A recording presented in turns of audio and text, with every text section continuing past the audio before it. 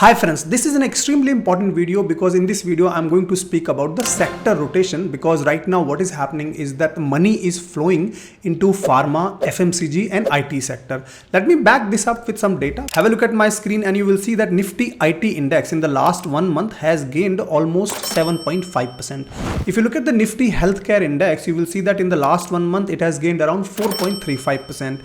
And if you look at the Nifty FMCG index, you will note that in the last 1 month it has gone up by around 4.73%. An index moving by 5 to 8% in a month's time is a huge movement. Stocks is a different story, but when an index moves by 5 to 8% within a month's time, it tells you that there is money going into that particular sector. Now, if I also talk about the PSU theme, right now what is happening, have a look at this ETF. It is down by almost 5.33% in the last 1 month. So we can clearly see that there is a sector rotation happening right now where the investors are moving their money out of the PSU theme and have started to take positions in IT, pharma and FMCG space. Also, the second data point that you will see, this is the data that is about foreign investments in India. What foreigners are doing right now in India is that, have a look at this data for month of August. The 4 weeks of month of August, you will see FMCG, there has been net buying by FIIs. You can see the data here. You can see the healthcare, massive buying by FIIs. Look at the IT, first 2 weeks there was a selling, maybe because of the US recession fears, but in the last 2 weeks of August there has been a massive buying. And if you look at the financial sector here, there has been a massive selling by FIIs in the first 2 weeks of August. So banks, NBFC have been under pressure. So the point I'm trying to drive home is that the FMCG, IT and pharma sector in the last 1 month has seen some positive movement. And if we understand this sector rotation, we can try to book profits maybe from the PSU sectors and try to take positions in the IT, healthcare and pharma sectors. I share such deep analysis on my YouTube member community. If you're not yet a member, consider subscribing to my YouTube member community, because I spend 5 to 8 hours on a daily basis in the market, understanding what is really going on in the market and bring some deep insights from the market on a daily basis that will help you make some good investing decisions. With that, let's move to the topic of this video. So I want to speak about 3 stocks, one from pharma, one from IT, one from FMCG, giving you a lot of details about these 3 stocks so that you can get started with some analysis on these 3 sectors. With that, let's get this video cracking. The first sector that I'm going to pick up is FMCG sector, and don't worry, I'm not going to analyze Hindustan Unilever Limited, because already in the last 6 months, HUL has given a rally of 22%. And in the context of FMCG stocks, 22% rally in the 6 months time is a very good run up already. In fact, I sold HUL just few days back. I wrote a post on my YouTube member community talking about why did I sell this stock at that particular time. Coming back to Britannia Industries Limited, for example, again, last 6 months, 24% rally already has happened here. As I said, the people have started buying these FMCG stocks in the last few weeks and months, and potentially it is the last chance for us to do some buying in these particular sectors. Also, another example, Asian Paints, last 6 months rally has been around 16%. Of course, Asian Paints is not a stock that is waiting for rural recovery to happen. But coming back to the stock that I want to discuss, a stock named Hindustan Foods Limited. Many of you may not even have heard about this particular stock. So allow me 2 to 3 minutes of time and I will give you a lot of good commentary around this particular stock. Last 6 months, this stock has also gained 16%. But if I talk about the PE ratio of this company, you will see that it is trading at a 68 PE. And you will immediately say to me, Rahul, why are we even talking about a stock that is trading at a 68 PE versus the industry PE of 39? Because of the PEG ratio. Have a look at my screen and you will see the PEG ratio of this stock is lowest at 1.34 if you exclude LT Foods, which is anyways a rice exporting stock, a very different ball game altogether. But what is PEG ratio? If you're not clear, please request you to get your fundamentals and basics right. What is a PEG ratio? Let me give you 10 seconds commentary. And why is it extremely important when you're looking at valuations? So PEG ratio is the PE ratio divided by the EPS growth, right? Now tell me, if Hindustan Foods PE is at 68, but it is offering you a growth of 40%. Let's say another company, LT Foods, for the sake of discussion, 23 PE, but maybe offering you only 10% EPS growth. Which one investors are likely to go with? Because the growth of Hindustan Foods Limited is very high. That means the PEG ratio is on the lower side. PE ratio takes the back seat here, right? And also I will talk about the median PE, median PB of this stock so that you get more details. Just do not discard a stock just because the PE is very high. Let's understand a bit more about that particular stock. Now, if I talk about the fundamentals of Hindustan Foods Limited, you will very quickly notice the growth here. If you look at the top line, it has been growing at a phenomenal rate when it comes to the FMCG context. Last 3 years growth has been 25%. Last 3 years profit growth has been around 36%. If you compare HUL, if you compare Britannia Food Limited, their top line growth has been in single digits, 5 to 6%, not more than that. Here is a company that is growing at a CAGR of around 25% from a top line perspective, and from a profit perspective 36%.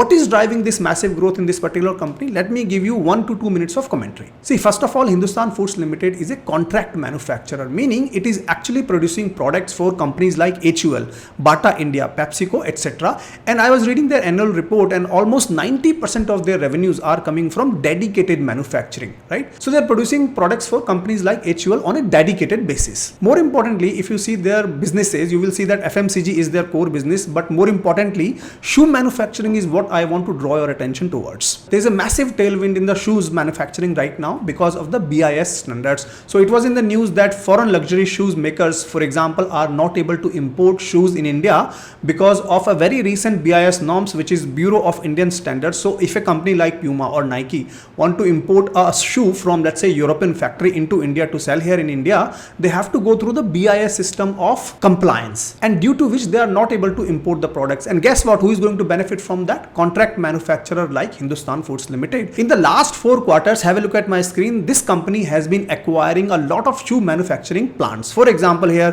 KNS Shoe Tech they acquired in October 2023. Feb 2024 they acquired another sports shoe manufacturing company for 31 crore. Again, go ahead and read this, pause this video and read this screen, and you will understand a lot about what this company is doing in terms of the shoe manufacturing. And in my view, this is a massive tailwind for the next 4 to 6 quarters. And this is not just about the shoe manufacturing. If you see my screen here, the company has been putting a lot of capex into various business streams in the last 4 to 6 quarters. So for example, they have built a juice production factory. They have been enhancing their ice cream plant by investing around 150 crores. Again, go ahead and please read this and you will understand the lot of capex injection that is going on into multiple business streams that the company is operating in. And I won't be surprised that in FY25, the company might go to the 4,000 crores of revenues. That is what has been talked about. If you look at the shareholding pattern very quickly, you will see that the mutual funds already have done the enough buying from 7.8% to 13.43% in the June quarter. Promoter stake seems to be very stable at 63%, so that leaves very limited float in the market. Now coming back to the high PE concern, that very quickly, if you see last 5 years, the median PE of this stock has been 86. Right now the stock is trading at around 67, well below the median PE.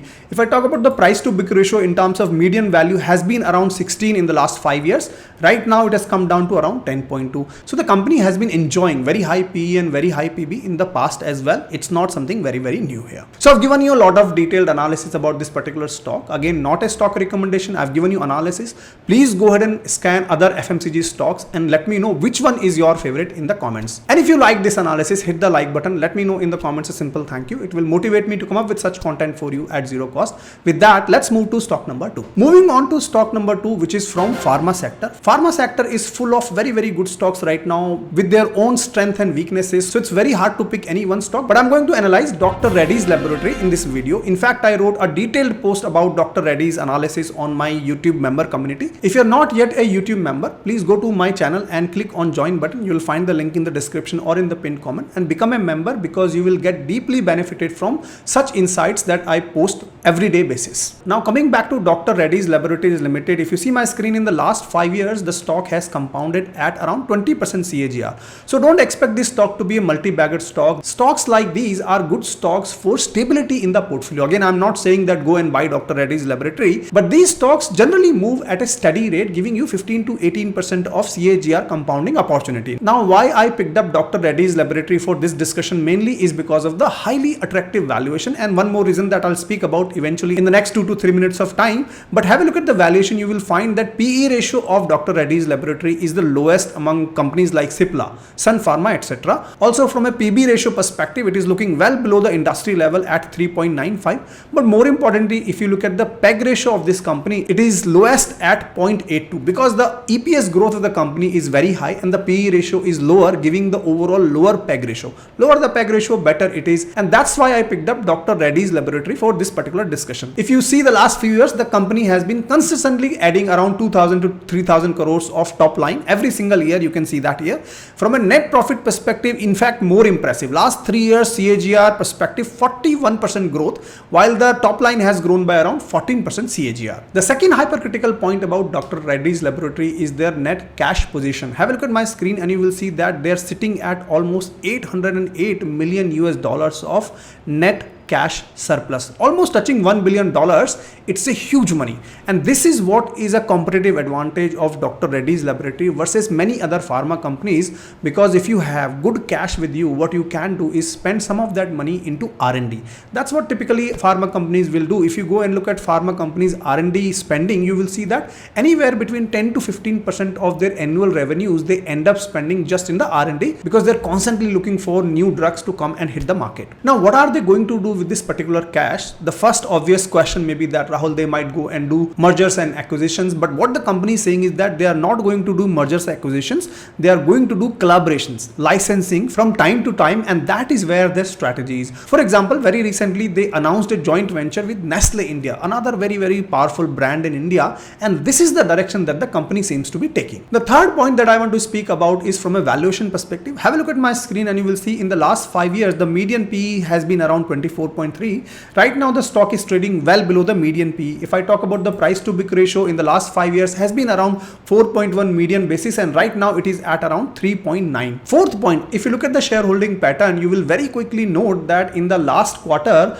there has been some buying by the DIIs already, while the FIs have reduced some stake because FIs has been net seller in the Indian stock market. But overall, if I see, the DIIs have started buying this particular stock. Again, I'm not going into a lot of details about Dr. Reddy's Laboratories business, but I have given you 3 to 4 hypercritical points for you to then do further analysis. If you want to take positions in this stock, please do not take this as a stock recommendation. With that, let's move to stock number 3. Moving on to stock number 3 from IT sector, a company called KPIT Technologies Limited. Many of you have been requesting to analyze KPIT Technologies Limited, so here we are analyzing KPIT Technologies Limited. Also, if you are new to my channel, consider subscribing and let me know in the comments any particular stock you would like me to analyze in upcoming videos. I would consider the stocks that have been most commented by you people, right? With that, have a look at my screen. You will see the last 5 years the stock has grown at a 78% CAGR.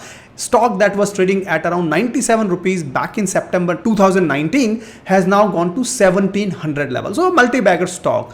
What is driving this particular growth? Let me give you 2 to 3 minutes of commentary and you're going to learn a lot about this particular stock. In the last 16 consecutive quarters, the company has been growing like crazy. Have a look at my screen. You will see the revenues are up consistently, right? EBITDA has been growing up consistently.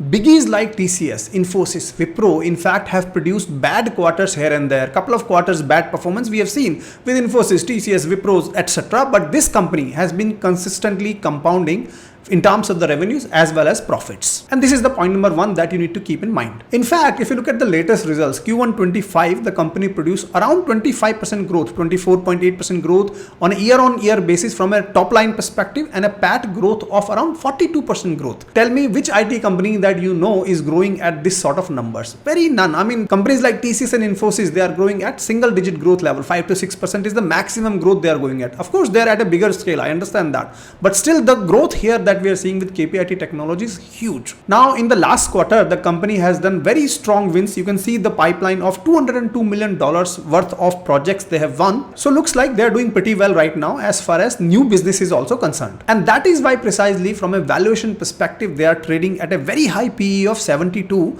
But if you look at the PEG ratio of this company, again 1.47, the lowest in their competitors or peers, because of the simple reason that even though their PE is very high, the EPS growth is also very high, bringing the overall PEG ratio very low. Now, another hypercritical point that you need to understand about this particular company, have a look at my screen and you will see that majority of their revenues are coming from Europe. 84 million US dollars are coming from Europe, and the US is not that high in terms of the contribution. And this is very different for this company versus many other IT companies, because the fears of recession in US is likely to play less in this particular company. And you will note that in the last few days, when the talks of US recession has been around, this company has not seen any significant correction at all, because of this reason that their main business is coming from Europe, and the growth has been very good in Europe, 24%, right? If you look at the Asia as well, the growth is coming from Asia, 59% growth is coming from Asia, right? So this company is insulated from US recession to a large degree. Point number 2 here, you will note that from a IT perspective, cloud-based connected services is where the maximum growth is coming. IT folks will understand that very, very easily.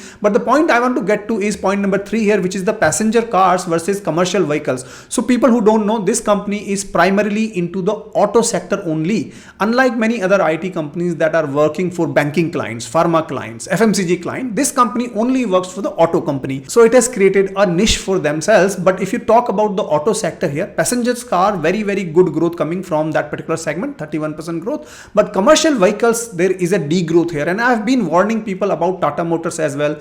Just few days back, Tata Motors have fallen down. Why? Because of the fears around their commercial vehicle growth as well. Also, JLR business might be slowing down. It's a topic for another day, but the point I'm trying to drive home here is that commercial vehicle is where there is some risk that I can see right now in this particular company. Of course, the contribution is not very high, $27 million versus $132 million coming from passenger cars. The next key point is that the company is projecting to grow at somewhere between 18 to 20% of the guidance in the next few years, and this is the growth that we are expecting. Now, from a valuation perspective, the median PE of this company has been around 55. Right now, it is slightly overvalued, trading at a PE of 71.